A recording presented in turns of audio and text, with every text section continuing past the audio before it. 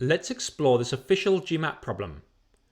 To get the most out of this video, pause the recording now and solve the problem yourself. Note that in the test, there would be two drop-down menus. I've put the answer choices on the screen in the two colored boxes.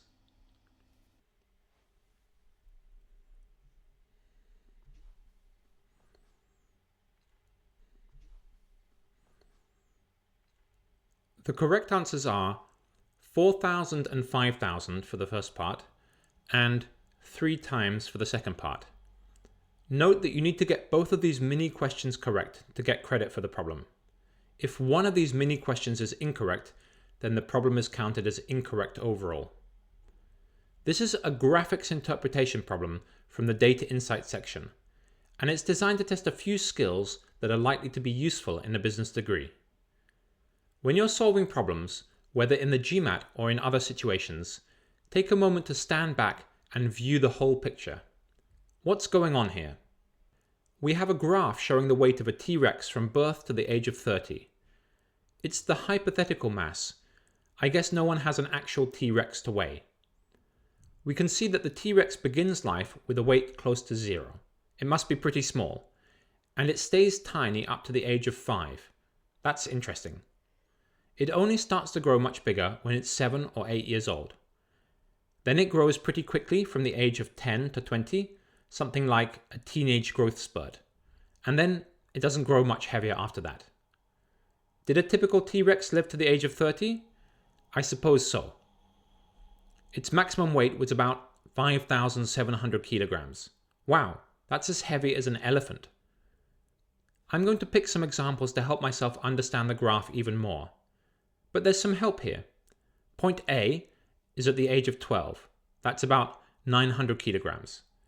Then point B is at age 16, and then it weighs 3,000 kilograms. And point C is at age 20, when it weighs about 5,100 kilograms. This first stage of getting an overview is a bit like the first stage in reading comprehension. We know that these problems are designed to be confusing, and if we jump to the questions too quickly, we're likely to get overloaded and mix things up. Take one step at a time. Next, let's address the questions. We're asked for the average mass between the ages of 12 and 30. Looking at the answer options, we can see that we don't have to be completely precise about the calculation, and we might be tempted to take the middle value between the mass at age 12 and the mass at age 30. At age 12, the mass is about 900, and at age 30, the mass is about 5,700. So halfway between is 3,300. Perhaps we could have estimated that using the graph without doing any calculation. But we should be suspicious of this answer because it seems too easy. Is there a trap here? Notice that we didn't pay attention to the phrase, for the masses at integer values of the age. What does that mean?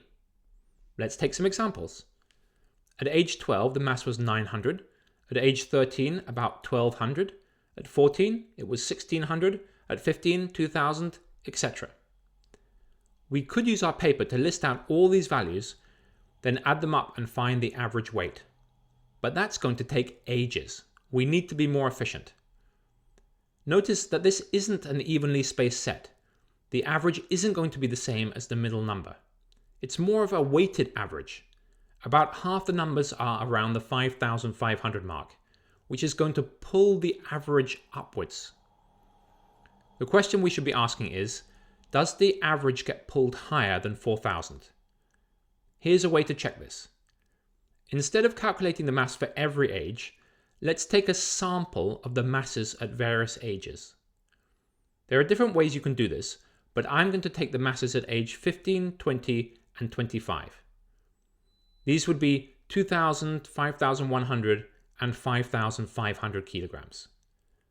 Don't forget that you have an on-screen calculator in the Data Insights section, and we can use this to help us. It's similar to this basic Windows calculator. Practice using it in your study time. Sum up the numbers. 2,000 plus 5,100 plus 5,500 equals 12,600. then divide by 3 as we took 3 masses. That gives us 4,200. That's above 4,000, so I'd be fairly confident in the last answer option for this question. If I had time, I could make a more precise calculation with more numbers, and whether to do that is the kind of difficult choice we have to make for problems like this. Notice that the second question is also likely to involve some estimation. The answers are spaced far apart. I'd probably use my paper here and write down the relevant numbers. At age 12, that's point A, the mass was 900. At 16, that's point B, it was 3,000. And at 20, that's C, it was 5,100. Now we have to deal with the percent change. We could use the percent change formula, that's difference divided by original times 100. Or we can estimate to see that from 900 to 3,000, the mass more than tripled, which is the same as saying that it increased by a bit more than 200%. Then from 3,000 to 5,100, the mass increased by about 2/3. That's about 67%. The first percent change is approximately 3 times the second percent change, and that's the correct answer. Let's reflect on how I solved this problem. First of all was the initial overview. In this stage, I tried to connect the information in the graph to the information in the words. I also made it real. I engaged with the scenario and even linked it to things I already know about. I need to be careful not to go too far here, but it's useful to have a high level of engagement. Finally, I also picked some examples. I read off some data points. That's the kind of thing I do outside the GMAT because it helps me understand the data. So let's do it here too. I approached the questions with what I might call the graphics interpretation toolkit. I saw that I could estimate, and that's true for most graphics interpretation problems. I was also ready to use my notepaper and the on-screen calculator, depending on how much time I had and how precise I needed to be. On top of that, I was also ready to use some familiar quant strategies, for example, evenly spaced sets, averages, and percent change. That's the kind of flexibility that's going to help us solve these problems efficiently and accurately. Check out the link below for some follow-up tasks.